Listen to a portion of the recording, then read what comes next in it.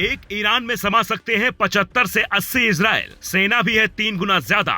फिर क्यों है इजराइल के सामने सरेंडर? 56 मुस्लिम मुल्क क्यों बने गूंगे? 200 करोड़ मुस्लिमों पर 1.5 करोड़ इजरायली क्यों है भारी? अमेरिका नहीं, ये है वजह।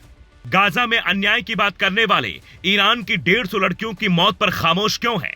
कब्र की ठंडी खामोशी में कैद बचपन। भारत में मुस्लिमों पर अत्याचार का अफवाह फैलाने वाले, पाकिस्तान के कश्मीर वाली मांग का समर्थन करने वाले और नुपुर शर्मा के बयान पर हो हल्ला मचाने वाले 57 मुस्लिम मुल्क आज चुप क्यों हैं? रमजान के महीने में यहूदियों का देश इजराइल ईरान पर हमला करता है, फिर भी किसी की जुबान से आवाज क्यों नहीं निकलती? क्या अमेरिका और इजराइल से इन्हें डर लगता है?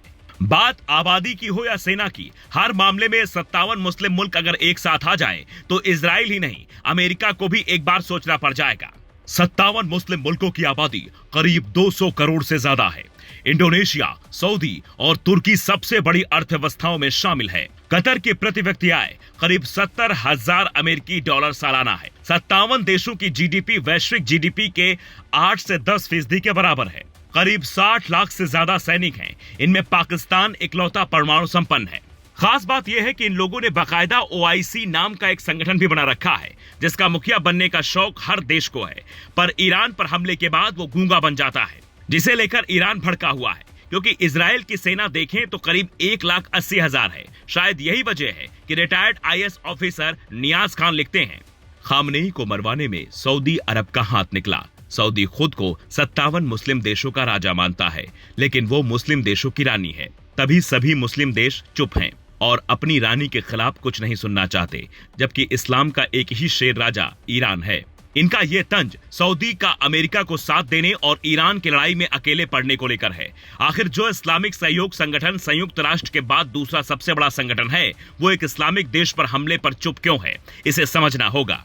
ये संगठन कभी भी कोई बड़े फैसले नहीं ले पाता, ज्यादा से ज्यादा निंदा प्रस्ताव पास करता है। सारे देशों में किसी भी मुद्दे पर सहमति नहीं बन पाती। ईरान के मामले में लड़ाई शिया सुन्नी के साथ साथ मिडिल ईस्ट में ईरान के बढ़ते वर्चस्व को पूरी तरह से खत्म करने पर है। इस बार ओआईसी की अध्यक्षता अफ्रीकन देश गाम्बिया के पास है, जो बेहद गरीब मुस्लिम देश है। वो खुद कुछ फैसले नहीं कर पाता। 57 मुस्लिम मुल्कों में ज्यादातर देश अमेरिका के इशारे पर चलते हैं, क्योंकि उससे इन्हें आर्थिक मजबूती और सुरक्षा का आश्वासन मिलता है। तभी तो खान सर कहते हैं 57 मुस्लिम देश ऊपर खुदा से और नीचे इजराइल से डरते हैं।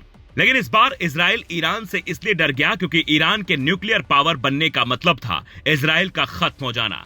इसलिए इजराइल ने पूरी रणनीति बनाई, सही टाइमिंग चुनी और फिर अमेरिका की मदद से ईरान पर हमला किया, ताकि ईरान के समर्थन में कोई उतरे भी तो अमेरिका उसे करारा जवाब दे सके।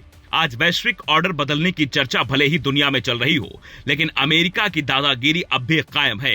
ये दिखाने की कोशिश में ट्रंप कभी वेनेजुएला के राष्ट्रपति को उठाते हैं तो कभी ईरान में ऑपरेशन चलवाते हैं। लेकिन इस बार ईरान ने भी साफ कर दिया है कि हम वेनेजुएला नहीं हैं, हमारी मदद रूस और चीन कर रहे हैं। पर यह बात बेहद सोचने वाली है कि मुस्लिम मुल्कों का संगठन ईरान पर चुप्पी साधे हुए है और ईसाई देश रूस इनकी मदद कर रहा है।